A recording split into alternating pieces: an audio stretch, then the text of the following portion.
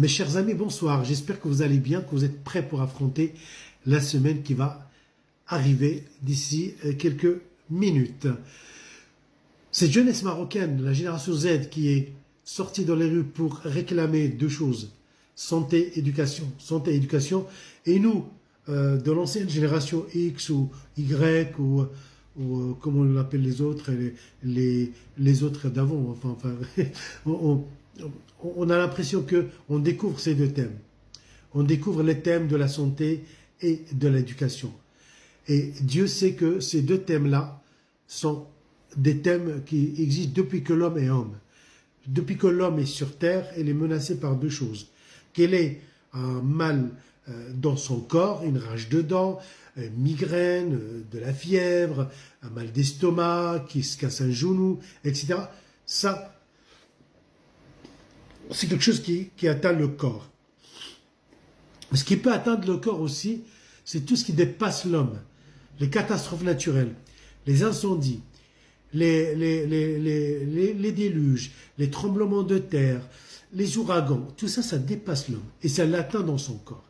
Donc, ces deux fragilités-là, ces deux menaces-là, la menace directe qui s'abat sur le corps par des petits bobos, ou la menace qui vient de l'environnement et qui menace. Et l'homme, pour à vivre tranquillement, il a développé deux choses. Il a développé tout ce qui est pratique et concret, c'est la médecine, c'est comment soulager le mal ou les maux du corps ou les maux physiques.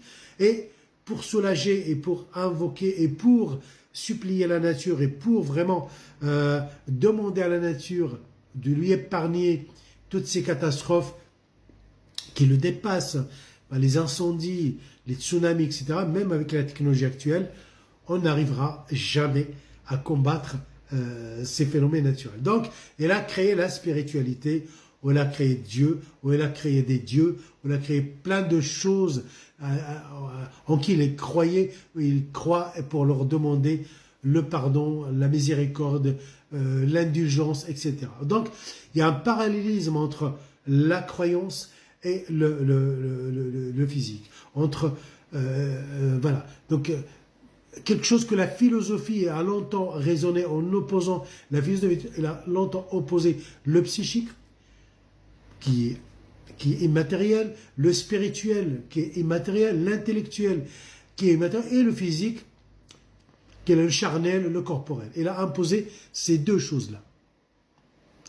Et l'homme est un être, normalement, double. Nous sommes un être double, composé de deux natures hétérogènes. Elles ne se mélangent pas.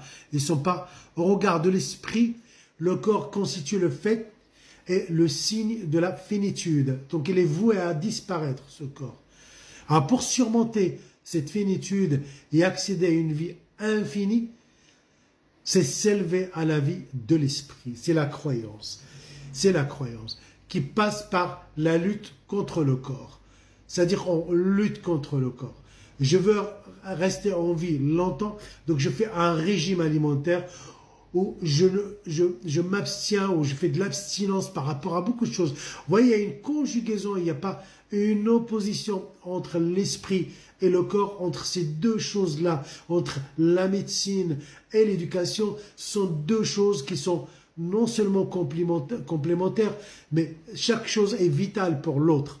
Et donc, cette jeunesse marocaine qui est sortie, c'est vraiment par un instinct de survie, par un recours à son ADN originel, par sa nature d'humain, de réclamer ces deux nécessités et de demander à ce que ces deux nécessités soient vraiment protégées, soient vraiment regardées de la part du pouvoir qui décide parce qu'il décide, parce qu'on l'a élu aussi, on lui demande vraiment d'assurer et de nous assurer de l'efficacité de ces deux choses-là.